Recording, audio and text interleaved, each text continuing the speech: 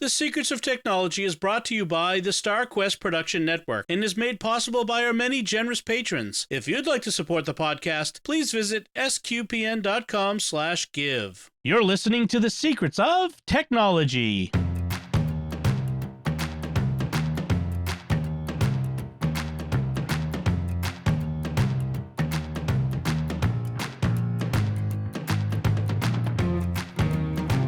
Hi, I'm Dom Bettinelli, and you're listening to The Secrets of Technology, where we discuss the technology news that's important to you from a uniquely Catholic point of view. And joining me today on the panel are Father Joseph Sund. Hi, Father Joseph. How we doing? Very well, thanks. And Victor Lambs. Hi, Victor. Hi, Dom. Happy to be here. So before we get into, I want to introduce Victor and Father Joseph to you, the audience. But first, before we get into that, I want to recommend another show that's on the StarQuest Network that I'm sure you'll enjoy. It's a show that I do with my wife, Melanie, called Raising the Bets. And we talk about our family life. We talk about things that we're learning with the kids, places we go. But also, we talk a lot about cooking. In fact, we've had listeners tell us, are you guys going to do a cookbook? No, we're not doing a cookbook. We are one of those people who talk about cooking in public who have no plans to do a cookbook. That's just way outside our wheelhouse. But we'd love to talk about cooking. We'll give you cooking recommendations and recipes. We talk about books, and we talk about movies and TV shows we watch, and we talk about faith. So check it out. It's called Raising the Bets. It's a pun on my last name. You can find it wherever fine podcasts are found, or at sqpn.com/bets, BETTS. All right. So before we get into our topic, I want to introduce our new panel. That's right. We have a new panel. As you know, on Secrets of Tech, we do a rotating series of panels, and we formed another new panel because we've had Father Joseph join us while I was out for reasons, and we've talked about that before. I don't want to get into it. And it was a long, strange trip. And so Father Joseph had subbed in for me, which I'm grateful. And Victor is joining us. So first, Father Joseph, could you introduce yourself again to the audience? Yeah, I'm Father Joseph Sund. I'm a priest of the Archdiocese of Omaha, which is in Nebraska, dead smack middle in the country. I am in 5 rural parishes throughout north central Nebraska. So I reside in Atkinson, Nebraska, and then a bunch of towns surrounding there. I'll challenge people to find that on a map. And so, most of my work is with high schoolers and our grade school and junior high. We have 2 schools that I do a good amount of work in. And being in rural Nebraska and not having like a big IT company out there or anything, I do also end up being the resident IT guy. Awesome. All right. And to kind of let folks know something about you, tell us about your phone and your computer, or computers, shall we say. Okay. So my main phone, actually my only phone, is an Apple iPhone 11. Okay. So I am an iPhone user. I switched over from Android about 5 years back. Big reason is before entering seminary, I was a management information systems with a specialty in information securities. And Apple has me convinced that their phones are much more secure than Android phones. Okay. And so that's my main reason that I like using Apple phones over Android. Okay. My computers, plural, my favorite computer that I own is a Tandy Model 100. Nice. The original. So that one always works. Nothing goes wrong on that one. And if something goes wrong, there's a reset button on the back and it works again. But that's my collectible. My main rig is a Linux box currently running Pop OS. That's pop_OS exclamation point. Spelled very weirdly. Yep. And so that's my main rig. And that was my own custom built PC that I've built myself. And I won't go into the weeds on that one because it might convince you not to build a computer on your own. That might be a future episode topic, talking about building your own computer. We've done a Hackintosh with Father Corey, so it might be fun. Yeah. And then I do have a MacBook and I do have a Windows laptop as well. Okay. All right, Victor. Now, you've been part of the SQPN StarQuest family for a while. You're on Secrets of Stargate, and you've been helping me with editing Secrets of Star Trek and Secrets of Doctor Who for a few years, and now you're joining us on Secrets of Tech. Can you tell us a little bit about yourself and about your tech background? Sure, Dom. I am a husband and a father. We have 4 boys, and they are college age down to early elementary school aged. And technology has been, I would say, a big part of my life since growing up. Certainly, gaming was a big part of my life. I've been playing computer games since I was, well, I don't want to really say how old I was, but 1978 when my dad brought home a pet computer from work that he had to fool around with, and we soon started just writing games on it and playing games, and then so definitely there. I use computers to make music. Now I've been doing that since the early 90s with various MIDI keyboards. Used my Commodore 64 with a home-built MIDI interface at the time, then Macintoshes. Now I'm pretty exclusively Windows-based. I have Windows PCs that I've built for different purposes. I have some Linux PCs, but for ease of use and what I need them to do and stability, I really prefer Windows. And I'm also really big into home automation. So I have a number of just sensors that I've built out of microcontrollers and that sort of thing, just connected devices scattered around the house, doing various things until they stop doing them. So it's very very cool to think of an idea for something and then build it and watch it pass data around and stuff. So, but and in terms of phones, Android, I've been using Android now for about the past 4 years, I want to say. Was an iPhone user before that. Left Apple because of their updates tended to do unusual things to the devices at various times. And I think the last one was when it turned my iPhone into one of those, pocket hand warmers that just gets hotter and hotter and hotter. Yeah. And as it was the middle of the summer, I didn't really appreciate that. So went to Android, and yes, it is an adjustment. But if you can put up with the quirks, I like it. Awesome. Well, thank you both, and I'm glad that you're both joining us here on Secrets of Tech, and it really adds to the diversity of the tech knowledge. And I just love the fact that we have such a very, we have Linux, Windows, Mac people, and we're all very passionate about the things we love about tech, and we bring our own perspectives, and I think that's really helpful on the podcast. So let's get into our main topic today, which is we wanted to talk something fun, and it's middle of January, so let's do something fun. And we're going to talk about our favorite video games. And some of these, as I'm looking at our list that we could go back a long ways. Yeah. Some of them have their roots back in the 80s, and some of them are new and modern. And so I, would like to kind of go through some of the ones that we love. Father Joseph, I'll start with you. What are some of your favorite video games and favorite video game memories even? Yeah, so I think my gaming level, I think our first system that we had in the house, I'm remembering it was either a Coleco or an Atari. Nice. And so enjoyed those. I remember all those different Space Invader games and the Pac-Mans and all of those. But the big ones that I really got into it was with our NES, our Nintendo. system. And I think my favorite one on that was Duck Hunt.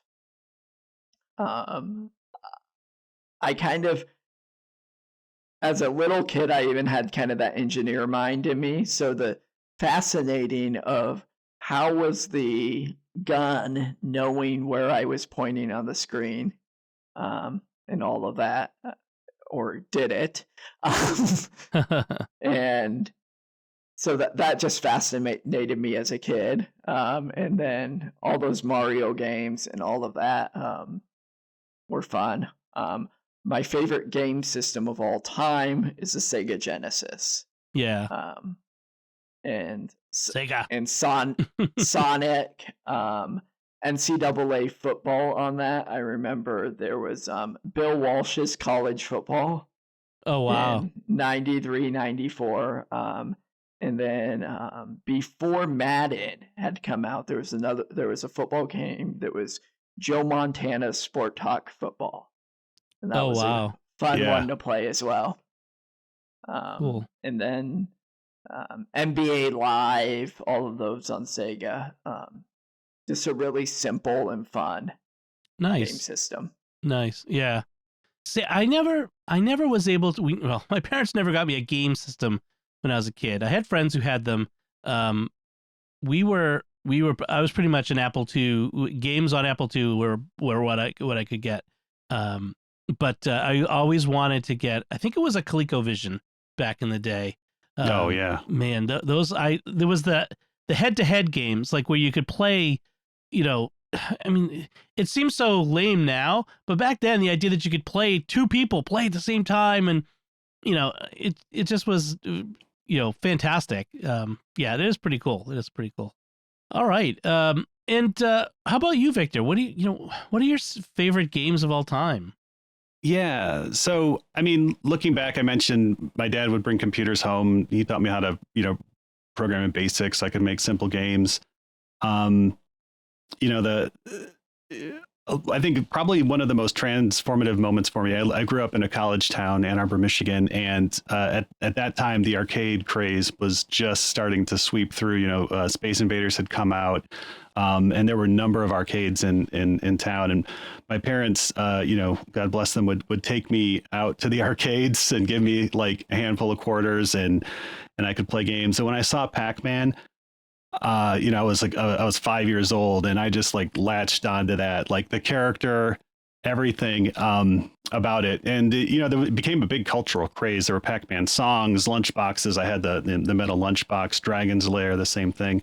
So the arcades, I think I have a lot of really affectionate memories and fond memories of spending time in the arcades, first with my parents and then later on as I grew up with my friends in high school and college, just, wasting time and quarters at the various arcades and stuff. So that definitely that.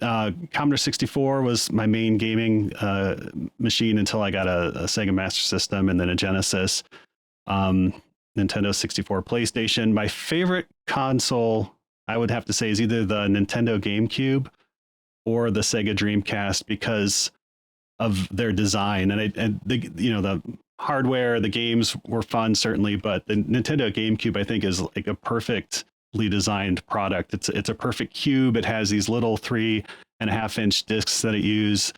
Was one of the first systems to have dual analog joysticks. So, and there were a lot of really fun, colorful, bright and cheery games on it.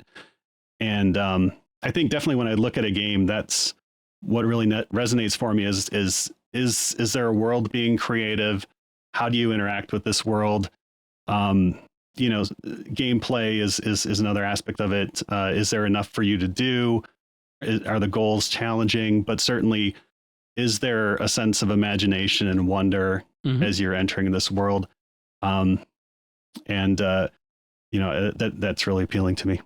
Nice. Yeah, you mentioned going to the arcades. Whether I'm old enough that was a part of my memories as a kid, and going to a place that was a dedicated, you throw the quarters in to play, sort of place, and the games were just so exciting. I remember that feeling of walking in, and you hear the noise, and there's the lights, and you just, which one do I go to first? And there's just that possibility. And my favorites were, any driving or flying game. There was one that was like, I'm terrible at remember. My memory is terrible, but there was like an F-15 one where you could sit in it and the seat moved. Afterburner. Right? Afterburner, yes, thank you. F-14, yeah. Yeah, that was I loved like anything like that. There was the remember that one that was like looked like a Disney cartoon, the Dragon Knight, I think it was called. Dragon's Lair. Dragon's Lair by Don Bluth. It looked amazing, but it was basically a bunch of cutscenes tied together. Yeah. But it looked like at the time people just lost their mind over this because it was. I mean, it looked if you brought it out today and you kind of made it not cutscenes, but it could pass as a game today. It was pretty awesome. I don't know if I should admit this, but I had a friend who was really good at it, and I was not good at it because the timing, you had to memorize all the inputs. I would pay him to like play through the entire game so I could see like all the different scenes and stuff. Oh, that's funny. That is awesome. I'll do like, here's 50 cents, go play it. But I'm like, whatever. So, the arcades and that sense of excitement and just the sounds, it was like pure sensory, like overload. And you'd hear like Sinistar off in one corner going like, run, coward, beware, I live. And then like Wizard of War in the other one. And then, Cubert falling off his little pyramid and stuff. And it was just, I think, kids are really missing out. I've tried to take my kids to, arcades. But they're more like, entertainment destinations than they would be just a place where you're walking by and you just stop in for 20 minutes and kill some time. But yeah, you still can find them sometimes like at the beach or like vacation places. There'll be arcades, but they're nowhere. I was gonna say they're nowhere near as good, but they were probably pretty lame from an adult point of view back then too. So they're probably just as good now. But I remember some of those. Like you always see, like I can still hear the Pac-Man in the corner, wah wah wah wah. It's just awesome. Donkey Kong. I loved the shooting games. But some of the ones I really love to do because where the ones where two players could play at once, and even cooperative. And there was like Galaga was one of my favorites arcade games, and it was Galaga and Centipede was the other one. It was like that, yeah. But so for me, my favorite kind of PC game is strategy. I love strategy games, simulation games. So for like my favorite of all time is the Civilization series by what is his name? Sid Meier? Sid Meier, right. Yep. And I've played Civilization from, I'd say, Civ 2, maybe 3, to today, Civ 6. And it just gets better all the time. And it iterates. I mean, it's not the same game as it was then. There's the basic concept is the same, which is that you start in an ancient world with a tribe, and you're playing one of the civilizations of history, the Romans, say. And you found a city, and you build cities. You have to develop the resources. You have engaged in diplomacy or war, which is diplomacy by other means, as the saying goes. And you are trying to conquer the world in a sense. You can either conquer the world, or you can have other kinds of victories now, like science victory, diplomatic victory, so on and so forth. And the games can go on for quite a long time, hours and hours. You play it over the course of days and days and days. And I find it, I don't know, relaxing just to kind of get into the game. And I'm not cutthroat about it. I know there are people who are cutthroat about this sort of game, and they love to play online against other people. And I just enjoy I like the building part of it. It's like Lego on a computer, and I suppose that's sort of the appeal of games like Minecraft too. Ooh. I'm the biggest Minecraft fan out there, but yeah, I enjoy strategy games. I try to get into them, especially the space, like the 4X games where there's like this whole galaxy and you have to build ships and outfit your ships and send them off. They just tend to turn into war of attrition games with me, where I spend all my time building up my little empire of 3 planets or 3 little cities in Civilization. Then all of a sudden, like, barbarians come over the mountains, or the other, civilizations come at me, and I'm completely unprepared. And then it's just like watching them conquer my little planets and cities one by one until, there's nothing left. So never put me in charge of a military campaign or anything like that because it will not go well. That's right. Another game, one of my favorite games of all time, and I'm kind of excited that it's back, although I haven't picked it up yet, is Myst. And Myst really hits that button you said, Victor, about the games that envelop you in a story. I mean, it was the original one, and the technical achievement of Myst, it was just as amazing as the gameplay itself, because they got this amazing looking game running on these old computers by all kinds of these amazing tricks that they did. They animated only a part of the screen, but they got away with it by the way that they told the story. And the story itself was so original and interesting. They ended up writing some books based in that world that I read, which were pretty darn good. And now they have Myst for the Oculus Quest. Like, you can go, oh, no way, and you can actually walk through the world of Myst and interact with it, as opposed to just, see it on the screen. And again, Myst was cutscenes because it was older tech, so you would click on a thing and you would transport essentially to the next visual image, and you could turn around and things would be moving, but there were some tricks in and stuff. But now it's all, thanks to modern computers, moving, and you're in the world. And so I haven't gotten it yet, but it's on my list of things to check out because it was pretty amazing. I really love that game. The puzzles were fun. I'm not a huge puzzle fan. Like, I like crossword puzzles and stuff, but puzzle, like, you try to figure out how to get past the obstacle by, finding the gadget and putting it in the right slot and matching things up. I'm not I don't have a lot of patience for that, but for some reason, Myst really, it appealed to me, even though it was that type of game. So I really enjoyed that. Hopefully for the VR they fix the mine cart puzzle. I actually went out because I'd read about it in Electronic Gaming or something, and day one I bought the Myst, and I had a Macintosh that could play it, and I got all the way through it, and then there was a bug in the initial game that you could brute force your way through, but that's the worst. Yeah, but so I did finish it. But you're absolutely right about the way the story was told. You're finding pages of books and you're hearing two different sides of the same story. One person's telling the truth, the other person's lying. And that was really unique storytelling. Yeah. And it's hilarious too that the two brothers in the game are played by brothers Rand and Robin Miller. Yep. Who, Rand was like the programming guy who said, hey, this new HyperCard thing is really cool. And HyperCard was really cool. I don't know why Apple killed that, but that is, yeah.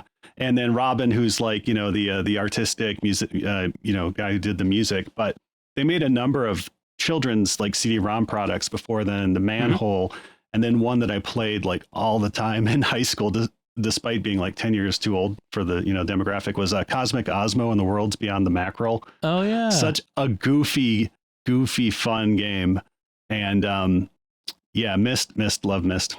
Yeah, it was. HyperCard was amazing. I used HyperCard when I was in college doing I took a biology class, and I built a HyperCard about the aerobic and anaerobic cycles as a study guide for my class. But the process of building the stack was the studying part for me. And then I just handed it off to classmates for them to use to study with. But I loved HyperCard. It was so far beyond its time. And I think that's part of the problem. It was so advanced for the hardware they were trying to run it on. I remember doing HyperCard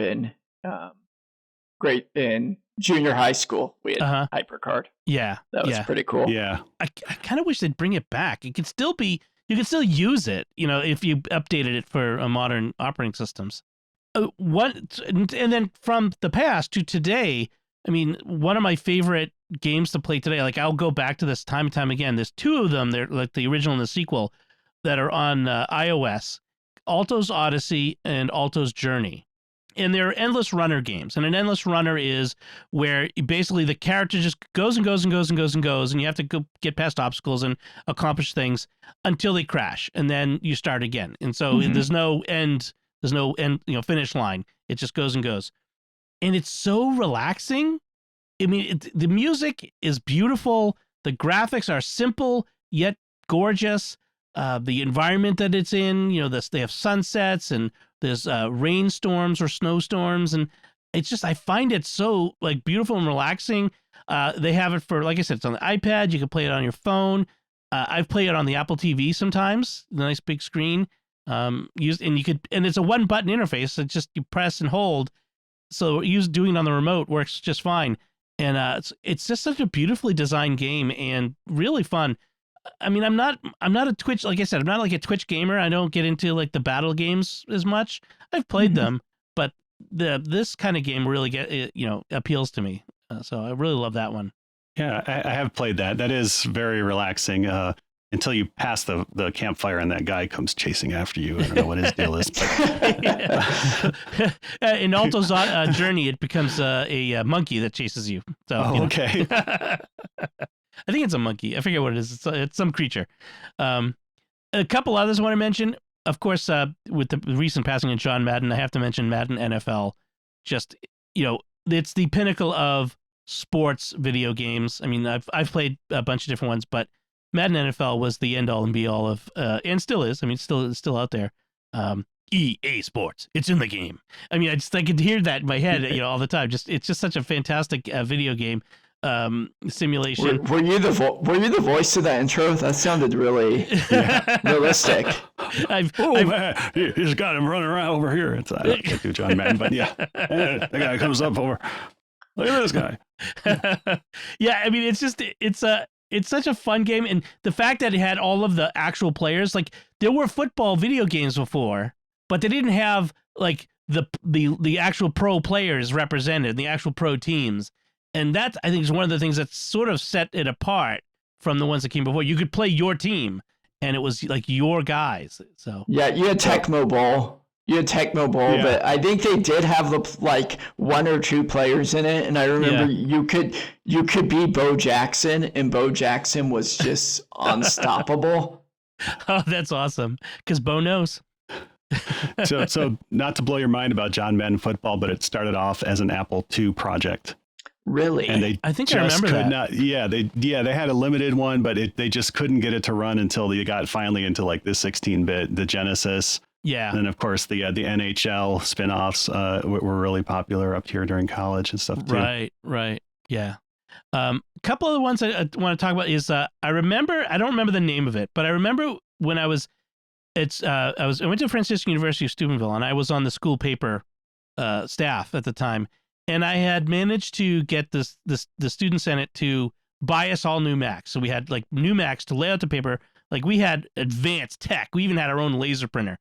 I mean, we were advanced for 1994, and we set up a network, and we ended up finding this battle tank game that we could play networked. I mean, again, this is 1994. This isn't like today where everything is online, and we would spend, after we'd put the paper to bed, we'd spend hours just playing this tank game against each other and trash talking across the room, and just so much. I mean, that's the thing I love is it was such a simple game. It was like red dots and wireframes. It was like it wasn't about the visuals. It was about the fun and the playability. And really, I think we lose sight of that sometimes with modern games. Although there are a lot of these 8-bit games that are out there that kind of eschew the high tech realistic graphics to really go for the gameplay. So I think some people get that still. But I think it was just called Battle Tanks. Probably, yeah. If it ran on a Mac, yeah.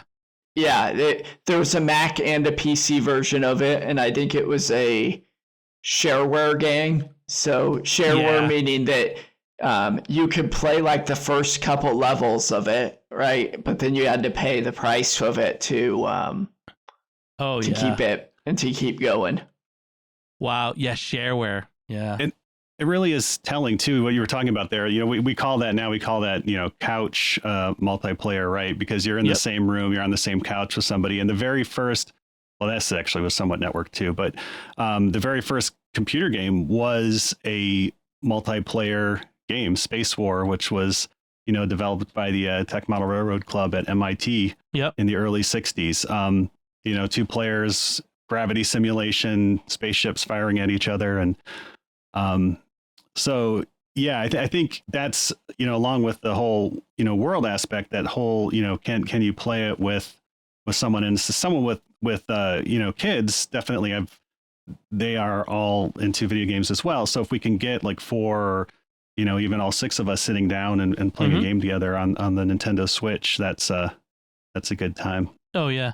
By the way, I found Battle Tanks on a website, crazygames.com has it. It looks like the original.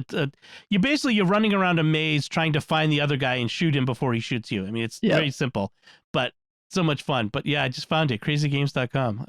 I am tempted. I won't do it now, but I'm tempted to play it sometime later. But yeah, we should do a Let's Play video or something. Do some Twitch streaming, SQPN streams. That would be fun. And then the last thing I want to mention for me is I love flight simulators. They were always big for me. Like Microsoft Flight Sim, the original on the Apple II. That was there was one X-Plane for Mac. Yes. Yep. Was amazing. It was a project of love by this one programmer who basically just got the physics and flight characteristics of every plane he could get his hands on, including the space shuttle, and put it in this game, and it was just amazing. I loved it. And in fact, when I was on the CompuServe was one of the original online services, Mac Game Forum, we had a flight sim club that we would all fly together when we could, and we'd fly X-Plane. There was also a networked, an online, like a World War II flight sim, which was basically it was red versus blue, and you'd fly whatever plane you want, and it was like 100 people at a time in the arena, just all in dogfighting one another. It's so much fun. I could never land. I could fly. Yes. I could never land. Landing is hard. That's in a simulator. Yeah, I just would always crash. But I love flight simulators, and if I could, my dream is Starfighter Squadrons, the PS5 game, Star Wars Squadrons. I guess I forget what exactly it's called, but it's basically an X-wing TIE fighter game with VR, like where you're in the cockpit. I would probably get motion sick. I'm just knowing me, but if I could, I would just. I would love to be able to do that. That's it would be amazing. But so those are some of my favorite video games of all time. Yeah, when you think about it, the flight simulators were like the first open world games. Like now, every game is open world. But I mean, I would play Microsoft Flight Simulator 2 on my Commodore 64 with the horrible wireframe graphics. Yes. You'd take off from Meigs Field in Chicago, and really, if you're 8 years old, like the most hilarious thing you do is like fly the plane right into the Hancock Tower, because it was impossible to play. It was just so slow, and the graphics were so for the time they were pretty good. Back when you didn't need a $3,000 computer to play Microsoft Flight Simulator, because now exactly now you need a pretty expensive computer, and I'm talking before the graphics card shortage. Yes, right. I know. I mean, like you talk about the graphics, I can still picture like the taking off. It was always Chicago. That was the default field. Was the Midway field? Is it Meigs? That was the one on the lake, right? Yeah, you can't. I don't think they've reopened it, but they closed it about 15, 20 years ago. 9/11, I think after 9/11 they closed it. Yeah. And flying into the Sears Tower or whatever that's called now. Yeah. And doing that, going cross country. Like I want to fly from Chicago to Boston, so I'm just going to start flying, and it's like, this is going to take a long time because it's sort of real time. Yeah, so I'm not going to do that. And it's just like green. Everything under you is just green because there's no blue, green, water. Yeah. I mean, now flight simulators are, like you said, I mean, they require heavy duty hardware because they're so detailed. Like you have real time weather. The actual weather outside is what you're flying through. And oh, wow. People can play as air traffic control and I mean, it's so detailed. It's like, it's not for nothing that some terrorists have used flight simulators to plan their attacks. Yeah. It's amazing that 2001, you think about it, the controversy was that they were using Microsoft Flight Simulator 98. Yeah. And look back at the graphics on that. But it was so detailed. The cockpits, all the controls were so realistic. Yeah. that it allowed them to train. Right. Using that simulator, which is just crazy to think about, that, software that was running on Windows 98 or Windows ME was able to do that. I wonder if like Clippy would pop up. Hey there! It looks like you're trying to hijack a plane. Maybe I can help. Bye, Clippy. Bye, Clippy. Oh man. So, any other, just before we wrap up, anything else you want to mention about the favorite video game memories or favorite video games? Yeah, I would be remiss if I didn't call out my favorite series of all time, the Legend of Zelda series, which oh yes, has been sparking my imagination since 1985, I think. So, going on almost 40 years now. But starting off on the original Nintendo Entertainment System, the idea that you would have this open world that you could explore. Shigeru Miyamoto. It was one of his things with the games that he developed. The Super Mario series is that this is a world, and it's a fantastic world, and you can explore it. And you could explore it, but there is sword fighting and magic and stuff. And then through that to Ocarina of Time, which blew everyone's minds when that came out in 98, 99 on the Nintendo 64, because it was a living, breathing world. There were villages, there were people in the villages, and you could talk to them. And then through Wind Waker, which was the departure for the series, you're sailing a ship across the world and salvaging treasure and discovering hidden islands in order to, solve that, puzzle there. And then most recently with Breath of the Wild, which I think is probably, just in terms of hours played, but I think it's one of my favorite, probably my most favorite game of all time is The Legend of Zelda Breath of the Wild. And that is because it's built on that foundation of all the other Zelda games, but has created a large open-ended world where everywhere you go, you look and you see a mountain in the distance, and you're like, I bet you I could climb to the top of that mountain, and with the right equipment you can. And there's something there, and there's some little puzzle there or some little person there for you to talk to. And it's just it's a really fantastic experience, and all of our boys have played it. Even when they were 4 or 5 years old, running around, just like, I just want to explore. I just want to run through this field and see what happens if I set this on fire, or shoot this at this or something. But it's can I jump off this mountain with a glider, and how far can I fly? So it's just a sense of wonder that's in that, and that's really kind of what spoke to me first in video games, and kind of what something like that can bring me back. Yeah, video games are not just frivolous time wasting, which I think maybe my parents were the generation that saw it maybe as a waste of time. I like to think that Gen Xers like me have good memories of good video games and can pass on. There are games that are worth your time, and frankly games that aren't worth your time, and some of them are very popular that aren't worth your time. And it would be best that if we could pass on to our kids, say, if it's not too late, or to their kids eventually, a love of the wonder, the storytelling possibilities in video games. Video games can be amazing ways to tell stories, or to relax, or to engage in just plain fun, simple fun, or to use your brain, or to various things like that. I mean, you shouldn't live in your basement, that's for sure. But when you have some downtime and you need something to occupy your time, I mean, there's a generation that stares at the TV for hours and hours a day. I mean, at least with video games, you're somewhat involved with it. You're interacting with it. So I'm not saying video games are the way you should spend all your time, but there is something worthwhile in a lot of video games that are out there. So yeah, and I would encourage your kids to play Minecraft. I mean, my kids have basically learned how to code from an early age just by playing Minecraft, because there are zombies and skeletons. You can fight them if you want, but if you go into creative mode, you can build essentially machines and computers out of redstone and pistons and all these other things, and you can. I'll walk in. Our kids are 5 and 6 years old. They're like, "Look what I built!" And it's this huge, detailed, fireworks launcher that's activated whenever you step on a trigger plate. And they're building conveyor belts that cook food. It's It's cool. There's a reason. Yeah, it's very cool. Yeah, sorry. I just wanted to put in that Minecraft is and you can play it with your kids. If you all have it on your phones or tablets, you can all go into each other's worlds and build a house with them, build a railway that goes across a continent. You know, it's a great way to spend time with your kids if it's not nice enough to go outside. Excellent. I wanted to add a couple of my Steam platforms, which Steam is a online gaming where you purchase the games through. And my favorite right now is Awesome Knots.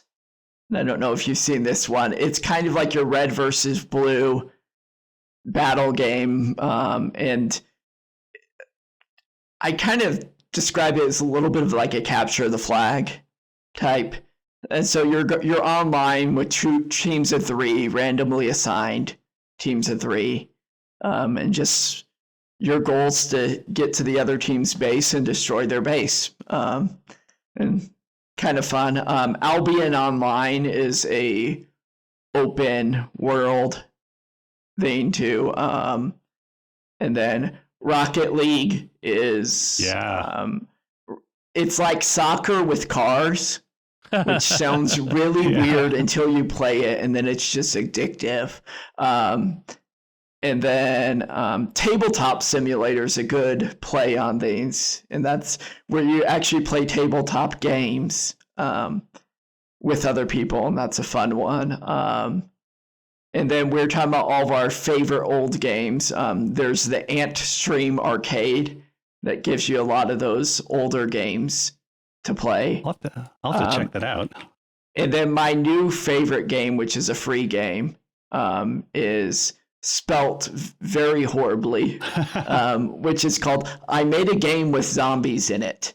And it's basically a zombie shoot 'em up game, but don't worry, it's like Nintendo-like graphics almost. Okay. So it's a double joystick, so you're just using the joysticks to move and to shoot.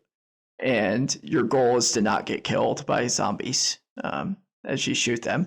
And then, of course, I forgot to mention my all-time favorite, which is SimCity 2000. Yes. Oh, yes. Deluxe. Definitely. Yeah. The hours playing the original one on the Mac Classic. Yeah. Yeah. Which you always have stuck in your head. Reticulating splines. Yeah. Reticulating. Yes. Yeah.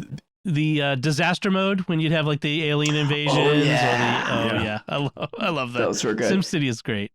And then Victor mentioned programming in BASIC, and that was actually probably my first throwing into gaming. Was my dad taught me to program when I was like 6 on Microsoft QBasic. And so when I was like 12 or 13, I was really big into, it was WWF wrestling at the time. And I wrote a text-based wrestling simulator. Yeah, nice. It was really fun. And I think it's still on a 386 in my parents' basement somewhere. Sometime if I have the energy to dig it up, I can get it off. But that would be amazing to see. This was back in the days when if you'd asked your dad for a new game, he'd hand you a copy of Compute magazine or Commodore Ahoy magazine that had games in there, but you had to type them in. Yep. Sometimes in BASIC, but sometimes in assembly language, which is 4 pages of hexadecimal strings. And they have to all be entered exactly correctly, or the game will not compile and run. So, that was it wasn't as simple as just buying a cartridge. Yeah, my dad had the pile of BASIC magazines that we would copy code out of. It's like, Dad, can I get a bike? Sure. Here's some wood and some rubber. yeah, pretty much. Here's a Popular Mechanics magazine where they tell you how to build a bike. There's a hammer and some welding gear.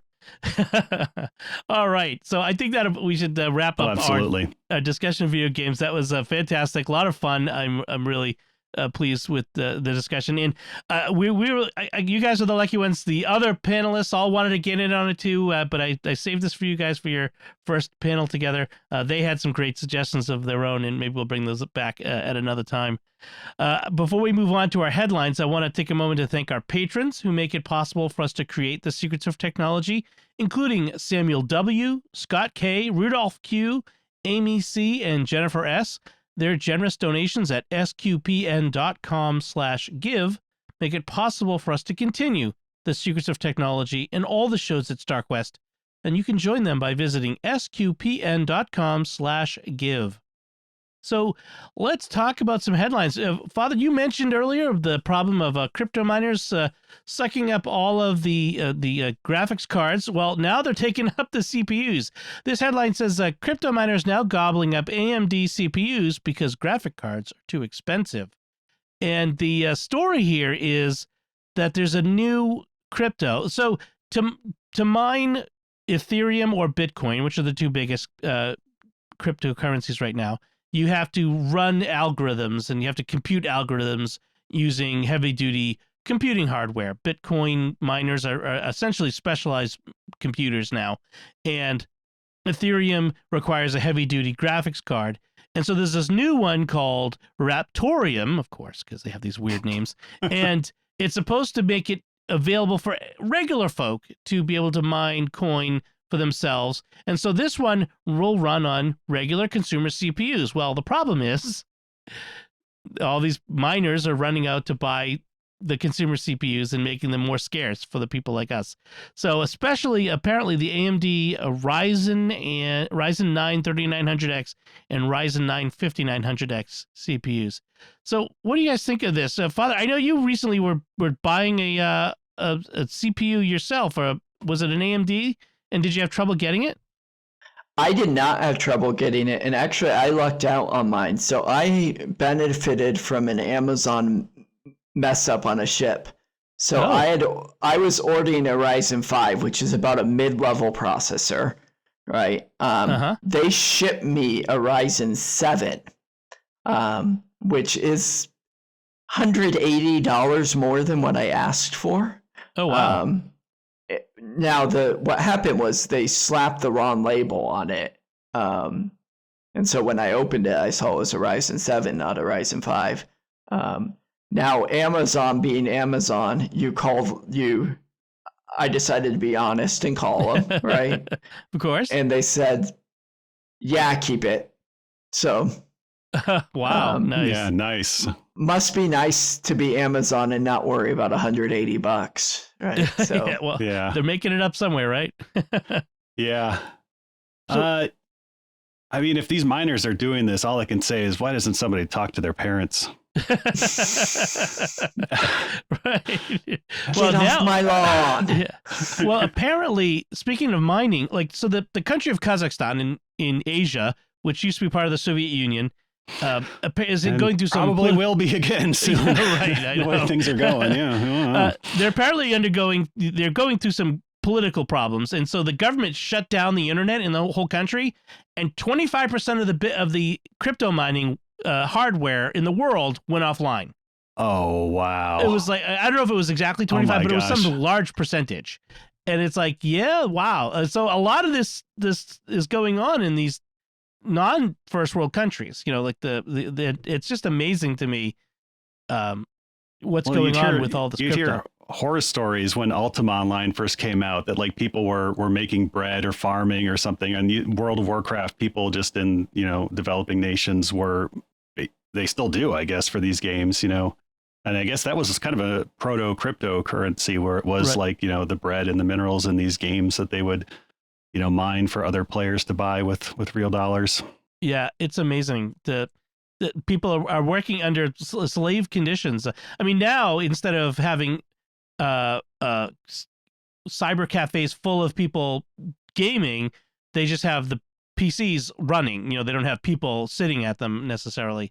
But it is kind of wild, and there are ethical questions about the crypto mining having to do with use of resources and that sort of thing. But I thought it was interesting that So let's make it available to everyone and use consumer PC CPUs. And then instead of helping everyone, you're messing up the supply chain for people even worse.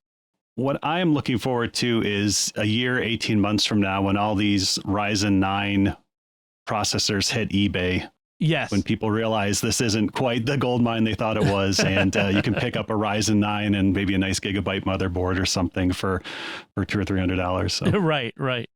I'm waiting for the graphics cards to go down in price. Yeah, yes. That's been a big problem. But they've destroyed those graphics cards, right? So when the crypto miners use the graphic cards, they modify them. And so the graphic cards that have been used for crypto mining can't be used for anything else because they've modified them. They've pulled the display parts out of them, and they're modified graphics cards a lot of times. Yep. Yeah. So they're junk. And the other thing I would say with that is if you do have an old PC, don't throw it away. Give it to somebody who can, modify it, use it as a cool media server or something. But, computing parts are just so hard to get today. And so if you do have, PC, you're not using it anymore, rather than throwing it away, see if there's someone in your circle that could use it for some fun project or something. Yep. Yeah, that's the thing. Yeah. Reuse. Don't discard. Speaking of crypto mining, just a little side note here. There's a story about Norton Antivirus, which Norton Antivirus is ages old. I mean, this has been around for so long. Their latest version has a crypto miner in it that you can install.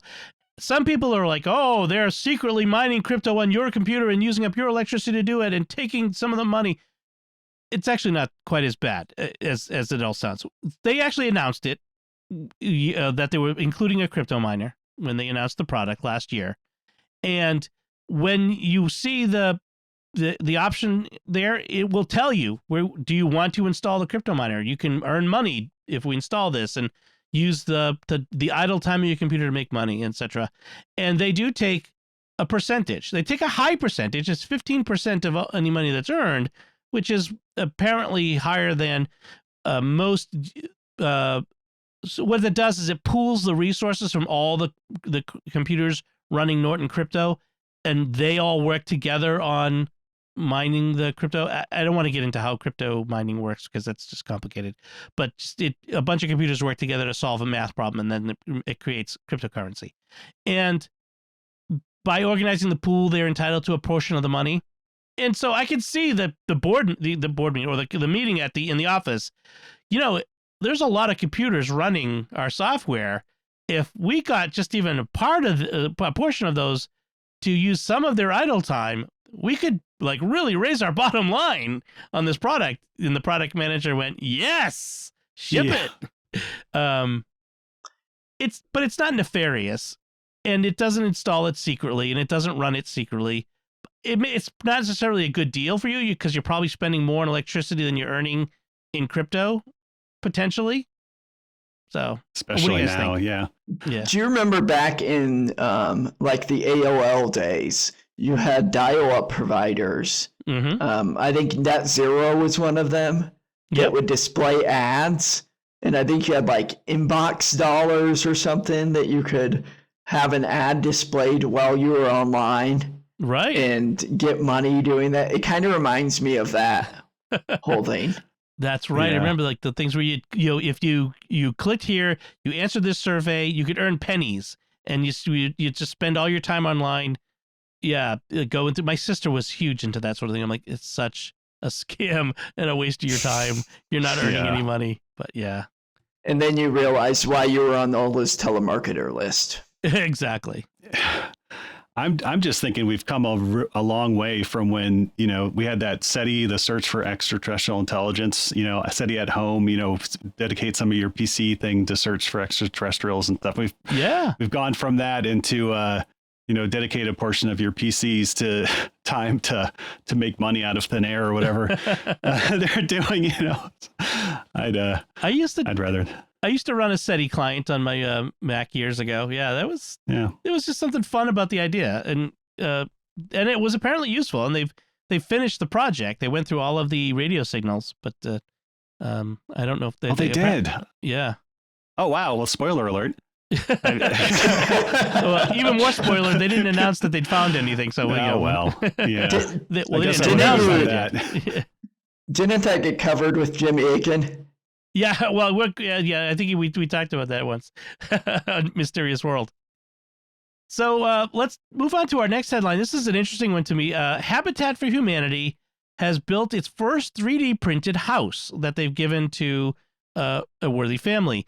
This was a house outside of in Virginia, and the CNN story doesn't give a whole lot of information. I had to go digging to find out anything about what actually this house was. So they printed it in 12 hours instead of 4 weeks. And now it's not literally the entire house is 3D printed. That's not how it works.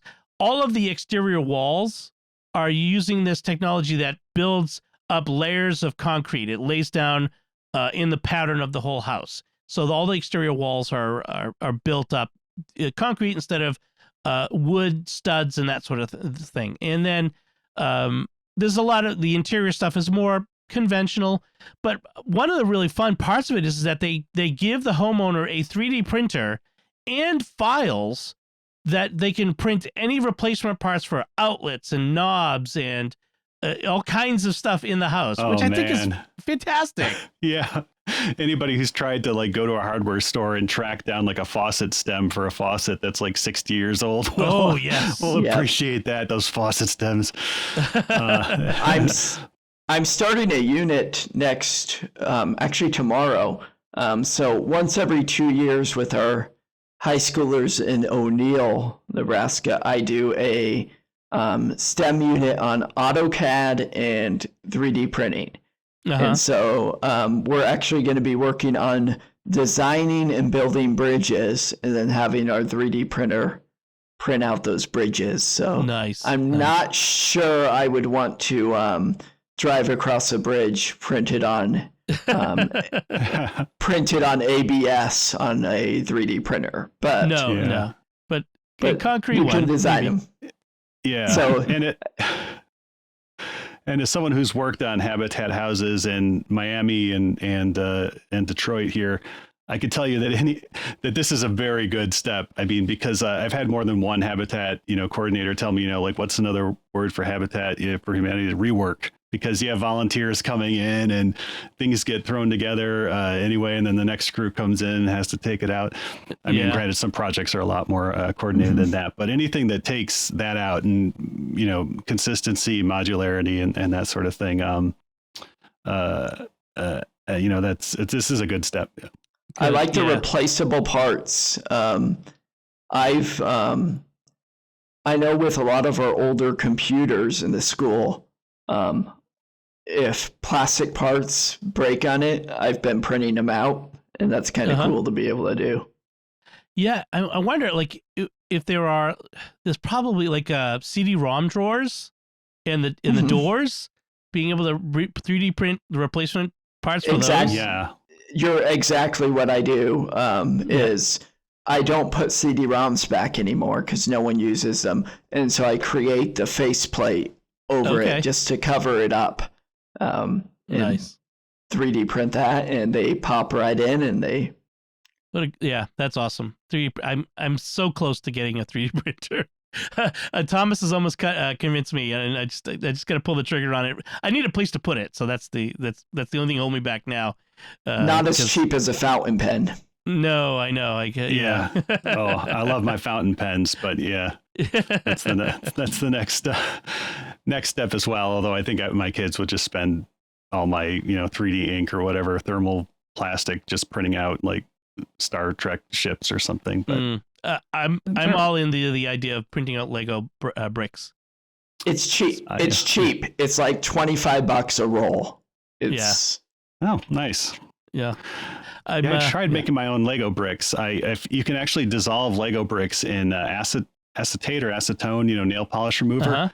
So that is a great way to traumatize a child, is get a little bit of acetone and then drop a Lego brick in there, and it just dissolves into Lego goo that you can then model into really whatever you want and let it dry out. But that's interesting. I hadn't thought about that, but you can create your own like build a Lego factory that makes Legos, that dissolves and then recast them and make the factory out of Lego. Well, if you want like Legos in a certain color, or that you don't have, you can kind of mix and match and stuff. And that's actually a really interesting idea. Yeah. So, and then our next headline. So, CES, the Consumer Electronics Show, the big extravaganza every year in Las Vegas. They actually held it this year. I think many fewer people went in the times of the pandemic. But there was some interesting stuff that came out of that, and one of them was BMW showed off a car. It's a car, so no big deal. But it's what was on the car. They covered it in e-ink, basically, like a Kindle uses e-ink, and so it changes color, quote unquote. The only thing I saw was it changed from white to black, because I don't know if there's actually color e-ink or how expensive it would be to wrap a card. It is very expensive, color e-ink, yeah. I was going to say, because, this they didn't talk anything about how it costs or anything like that, but it's very flashy, literally, and it probably costs hundreds of thousands of dollars. At least. It's a Beamer. Does anyone care how much it really costs? It's a Beamer. Well, they're not selling it too. I don't think you can actually buy this. There are still technical flaws, like if it's too hot or too cold out, it won't work correctly. But this is totally going to be in some either like a heist movie or a spy movie. We're looking for a red card. He hits the button and it turns blue. I mean, just or if like you needed to hide in a bunch of zebras, since it's just black and white, you could put stripes on the car. But it is one step closer to a quote unquote cloaking device, or where if you can mimic what's behind the car and apply that to the skin of the car, at least in some abstract way, like the digital camo patterns, those weren't it's a cool idea, and the video is definitely worth watching because it does look very cool what they're able to do with it. And you apply it to like military tech, like planes, boats, tanks. That begins to become very interesting from a practical standpoint. When and they get the money to spend on that sort of thing. So I just thought it was interesting. And so speaking of CES, there was some other. I don't know if you guys had seen anything out of CES, but one thing that I saw. Everyone else had this, it got best of CES in a bunch of different lists. The Lenovo Thinkbook Plus Gen 3. And what made this win is it's a 17-inch ultra-wide screen, but it also has, just imagine, underneath this 17-inch ultra-wide screen, there's 3/4 of the below part of it where the keyboard goes is the keyboard, and then 1/4 is like it's got an iPad built in, like a tablet screen. I'm like, this is the dumbest idea ever. Like, because that's where you put your coffee. Well, you're typing like offset. You only use like off to the side of the screen. It's just like, does anybody sit like to the left side of their computer screen, or does everybody have their computer screen directly centered in front of them? Yeah, I mean, it's a terrible idea. I have a problem with trackpads, like putting my hand down on a tablet and then suddenly, but yeah, go ahead. Oh, I'm wondering if the point of it, because I see a pen next to it. The point of it is to kind of be like the, what's the drawing tablets that have been like a Wacom? Yeah. I'm thinking that's kind of the point of it. Right, it's like I think it's kind of a niche market, but well, they say things like you could use it to take notes because paper, or you have a computer in front of you, you could type, or you could put a calculator, or you could put palettes from like Photoshop or something down there or whatever. I mean, I guess it seems very gimmicky to me. You know what this reminds me of? This is taking the horribleness of the MacBook Pro when they put that touch bar up there and took away all your function bars, and this is taking it to the nth degree. Yeah. You're just taking a horrible idea that Mac had and admitted it was bad and abandoned it, and you're thinking this is a good idea. I kind of like the touch bar, but I wish they had kept the function key row too. But yeah, that's another conversation. It's And it's so easy these days to extend your desktop onto your phone or your tablet. And, even different applications have specific, control apps that you can download in the App Store to control the application on your desktop. So, yeah, I think it's a cool concept. I don't see it catching on, but I think for the right user, there's probably a use case for it somewhere. I really like the 17.3 inch ultra wide. If you could just expand the keyboard for the whole thing, right? That'd be an awesome laptop. But put a 10-key number pad over there, or something. Yeah. So I don't know if you guys saw anything else from CES that you thought was interesting or fun to look at, but it looked pretty iterative. Like in past CESs, it's like here's a drone, and when you first see drones, oh, that's so cool. Or here's like a 3D hologram projector. A lot of the really crazy stuff. What we see in this best of list is a lot of we've made a curvy monitor even more curvy, or right, that sort of thing. But and I definitely think that's just maybe where the industry is. If you're not going to get a lot of foot traffic, you're not going to roll out your crazy plus chip shortages and such.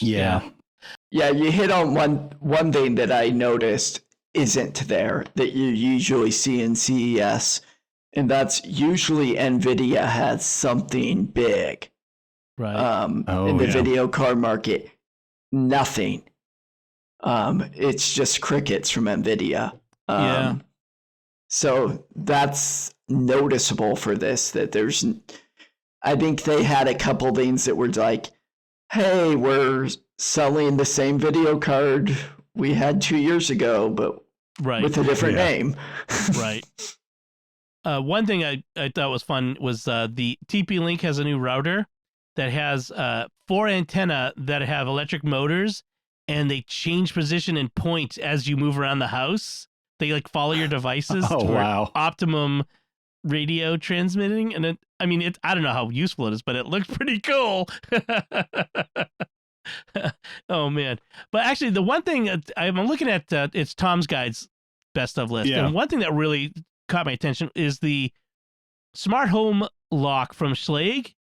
Schlage is a big name, Yale and Schlage are big names in locks and door locks, regular ones. And this is it's a new smart lock that uses Apple's virtual keys, so you can unlock your door with your watch or your phone.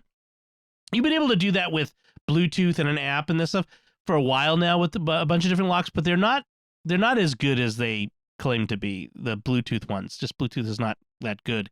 But the Apple's virtual key system is supposed to be much better, and so this is very interesting to me. I'd like to see it in use, like maybe at an Apple store or something, before I plunk down money for it. But I like the idea. To simplify the concept, to think about when you go up at a store and you're able to do the Apple Pay. Yeah. Right. And so the concept of this is that I'm able to go up to my door, have a receiver at my door, put my watch in front of it, and it works. The thing that I saw, and I'm not sure if it was this one or if it was another show, but they were looking at this technology for hotels.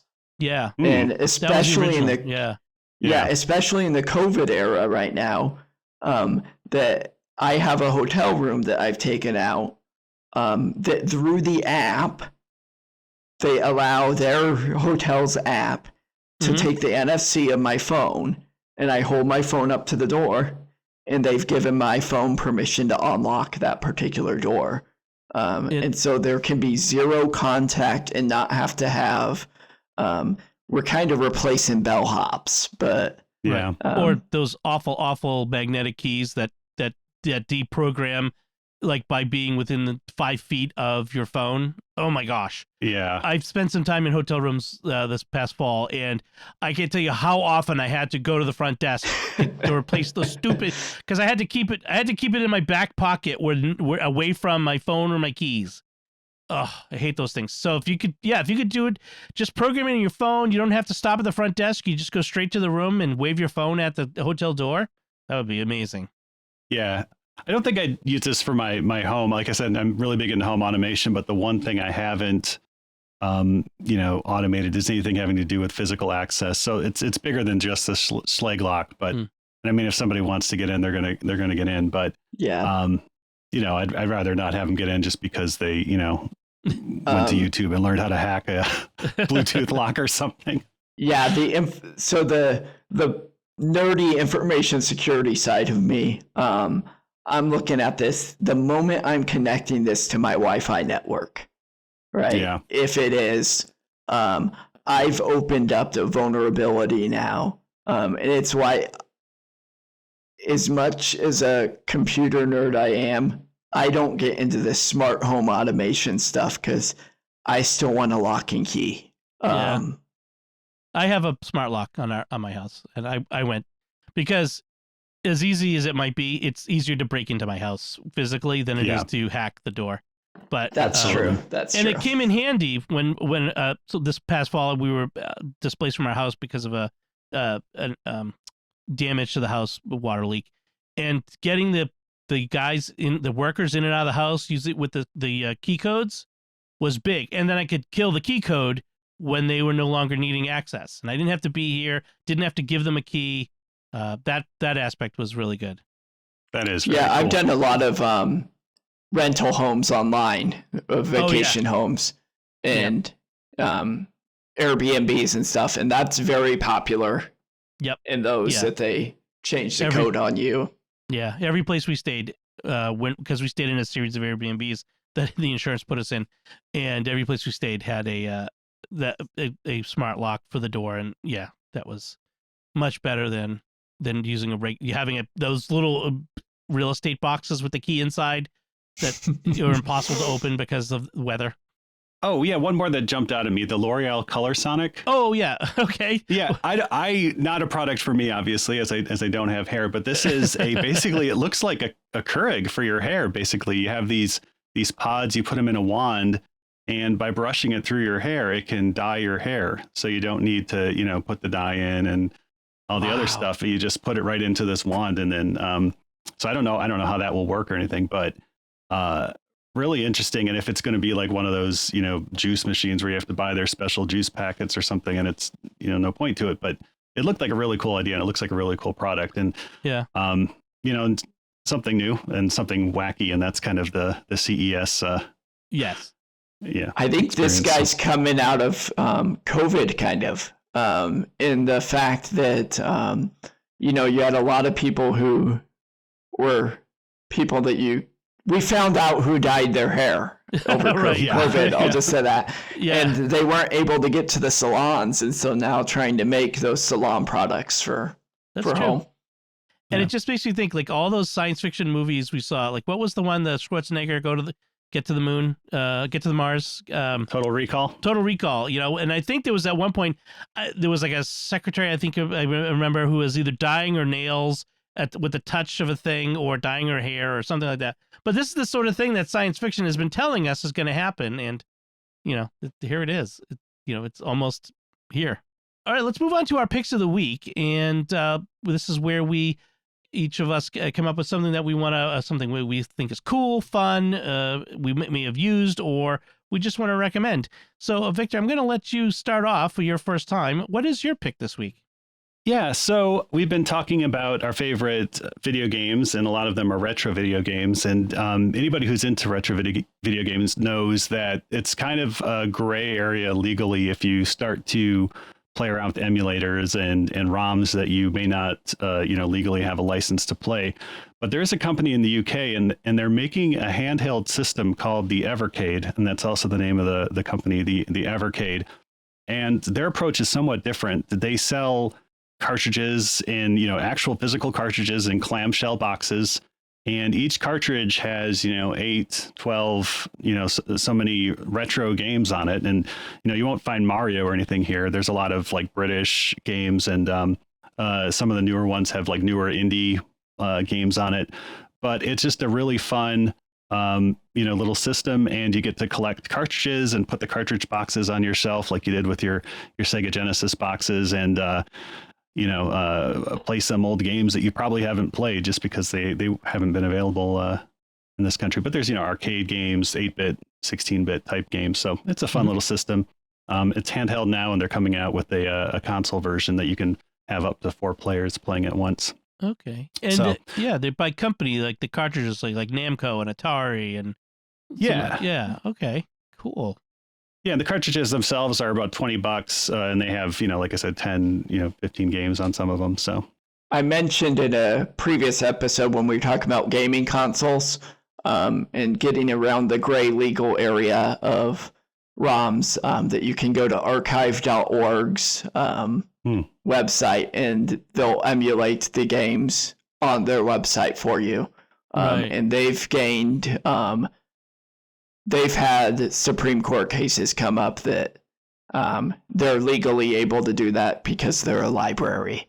By the way, it looks like the console is available. It says starting December 2021. So apparently. Yeah, they had some supply chain issues. I think in the U.S. it'll start shipping at the end of this month. But okay. Like I said, if you have an affinity for old games or quirky games, and just really like collecting, cartridges and boxes and stuff, they're just, it's just a lot of fun. Nice. And legal too, which is great. Awesome. Excellent. Thanks. Good pick. And Father Joseph, what's your pick this week? My pick for the week goes with gaming. We'll stay on topic here. The Epic Game Store each week does a free game of the week.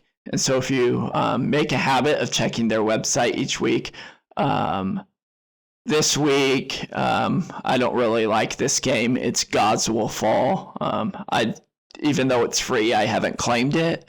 But next week is Galactic Civilizations 3. I don't know if that's part of the same family as one you play or not. But I think it's a similar concept there. Thank you. And so that's a fun thing that you can get free things. And then I just wanted to give a flashback to Thomas had a pick on episode 38 of Humble Bundle. That's another way to get good games. And Humble Bundle, the nice thing is when you buy them, you can pick the charity to go to. And one of those listed charities that you can change to is SQPN. That's right. Oh, really? Yeah. I don't know that we've really gotten anything from them, but yeah, that would be nice. Humble Bundle is a way where the industry basically is giving stuff to charity by selling stuff very cheap, and you kind of pick your price, and the more you give, the more you pay, the more you're giving to charity, and of various things, including games and books and other stuff like that. So, it's really neat. It's good pick. All right, so my pick is something that has become very useful to me this past few months. I got an iPhone 13 this year. I upgraded my iPhone 11, and that has MagSafe charging, which is get that magnet in the back.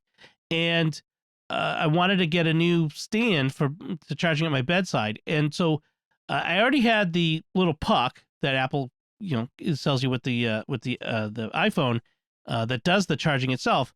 But I didn't want it to lie flat, facing straight up. I wanted to be able to see the screen. And so Alago, it's a company they've been making some things. They sold an Apple Watch charging stand that looks like an old original Macintosh, which I had to have, and now I own it. Of course, yeah. Of course. I mean, that's like right in the wheelhouse. It was a brilliant marketing move on their part. Anyway, they sell a charging stand that's compatible with MagSafe phones, and it's basically a silicone ball with a flat bottom, two flat sides, a flat bottom to sit on the table, the end table in my case, and then a flat side where the charging puck goes. So you have to bring your own charging puck with it. And it's $16. In fact, and then right now you can get 10% off. They have another coupon on it. So, it's like $16 for this, and it's simple and it's really handy, and I really like it. I keep it on my bedside. And it's stylish. It looks nice, and very, very useful. So available in Jean Indigo and Sand Pink.